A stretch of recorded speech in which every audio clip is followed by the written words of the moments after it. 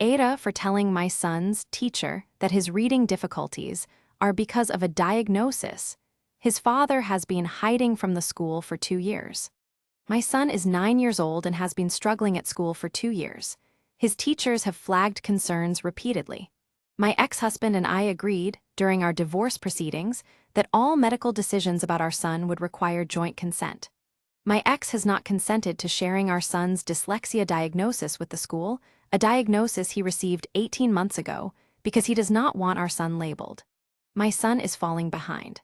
I told the teacher, I want to explain what the past 18 months have looked like for my son before I explain what I did, because the decision I made was made for him, and I want you to understand what he has been going through. Liam was diagnosed with dyslexia at age 7.5. It was not a surprise to me. I had suspected it for over a year and had pushed for the assessment. The assessment confirmed what I believed. It also came with a very clear set of recommendations for how to support Liam's learning, including specific educational adjustments that the school could put in place if they were informed of the diagnosis. My ex-husband, David, received the same report I received. He read it and then told me he did not want it shared with the school. He said that labels followed children, and he did not want Liam defined by a diagnosis at 7 years old. He said Liam would learn to manage. He said that he had similar difficulties as a child and had been fine without intervention. I argued with him for 18 months. I said the research was clear. I said early intervention produced dramatically better outcomes. I said Liam was not David's childhood experience. He was his own child with his own situation. David refused to budge. During this period, Liam's teacher flagged concerns about his reading progress on 3 separate occasions. She was doing everything she could without knowing the full picture. She could not do what she needed to do without the full picture. I went to a solicitor. The solicitor told me that while joint consent was specified in the divorce agreement, educational information, as distinct from medical treatment decisions, occupied a more complex legal position, and that my right to act in my child's best educational interests was not fully extinguished by the consent clause. I met with Liam's teacher without David's knowledge. I shared the diagnosis report. I asked her to implement the recommended adjustments. Am I the asshole? Update, 5 months later.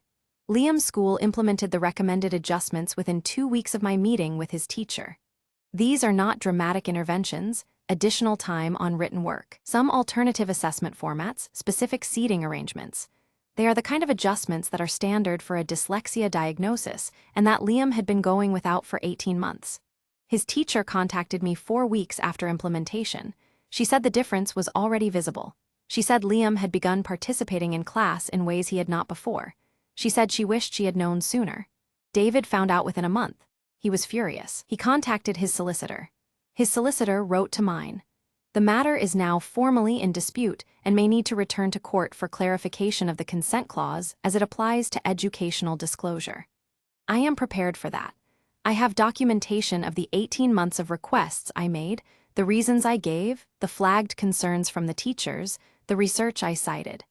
I have my solicitor's advice about my legal position. Liam does not know any of this is happening between his parents. He knows that school has become easier and he is doing better and he is happier.